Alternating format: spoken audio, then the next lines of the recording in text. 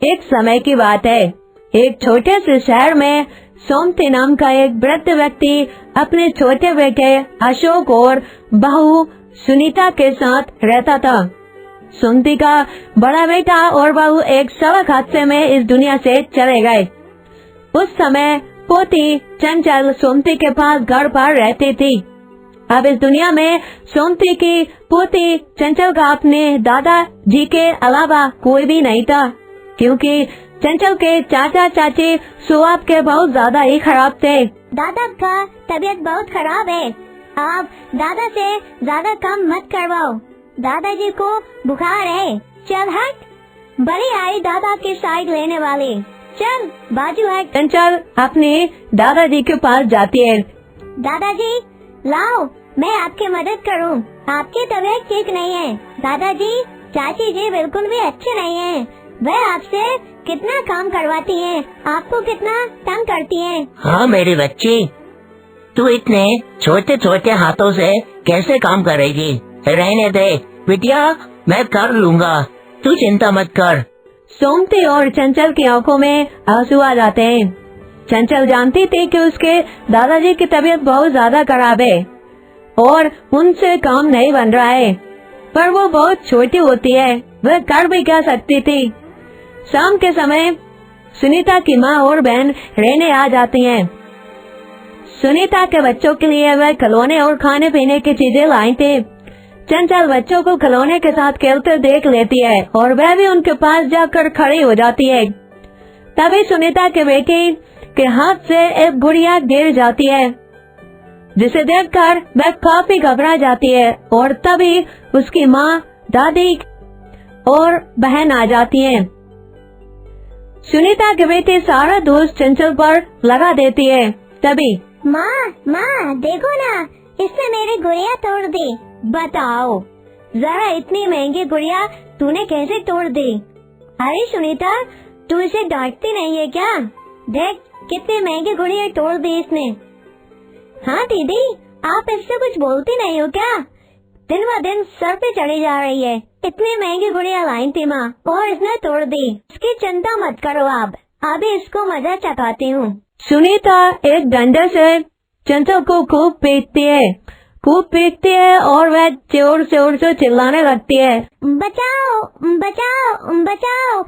तभी उसके दादाजी वहाँ पर आ जाते हैं और उससे कहते हैं, बहू बेटे को मत मार तू उसे, मैं तेरे आगे हाथ जोड़ रहा हूँ, मत मार, वह छोटी है अभी। बेटा मेरी बात तो सुन। लेकिन सुनीता अपने ससुर की एक नहीं सुनती।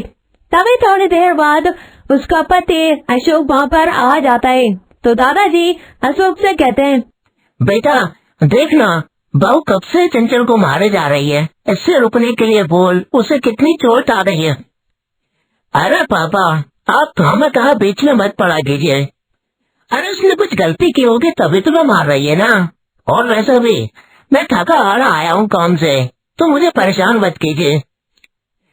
आज मुझे शर्म आ रही है कि मैं तेरे जैसे नालायक का बाप हूँ। अरे तुझे जरा से भी दया नहीं आ रही अपने बड़े भाई के बेटी पर? कितनी बुरी तरह से व्यवहार करता है तू उसके साथ, तुझे शर्म नहीं आती? तू देखना बेटा, भगवान के घर देर है, अंधेर नहीं। उस रात चंचल और उसके दादाजी बहुत रोते हैं और दूसरी तरफ सुनीता, उसकी माँ और बहन खूब गप्पे लड़ा के बातें करती हैं। ऐसा ही कुछ दिन बीत जाते हैं। एक दिन चंचल के दादा की तबीयत बहुत ज्यादा खराब होती है। उन्होंने सुबह से कुछ भी नहीं खाया होता है और वह घर के काम भी कर रहे होते हैं। तभी चंचल, चाची देखो ना, दादाजी की कितनी तबीयत खराब है। आप उनसे खाना खाने के लिए बोल दो ना, आप उन्हें खाना खिला दो ना, उनकी बहुत तबीयत खराब है।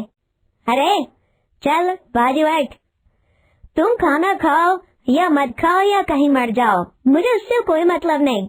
और वैसे भी आज हम सब कहीं घूमने जा रहे हैं और मैंने रसोई पर भी ताला लगा दिया है, तो तुम खाओ या कहीं बाहर खाओ, मुझे कोई मतलब नहीं। और हाँ, घर पर कोई कूड़ा कचरा किया ना तो अच्छी पिटाई होगी तुम्हारी। इतना कहने के बाद सुनीता की बहन, बच्चे और माँ और अशोक बाहर घूमने के लिए निकल जाते हैं। वहीं दूसरी तरफ घर पर अकेले चंचल और चंचल के दादाजी रहते हैं। चंचल से अपने दादा की स्थिति देखी नहीं जाती और वह हमको कुछ लेने के लिए बाहर चली जाती है।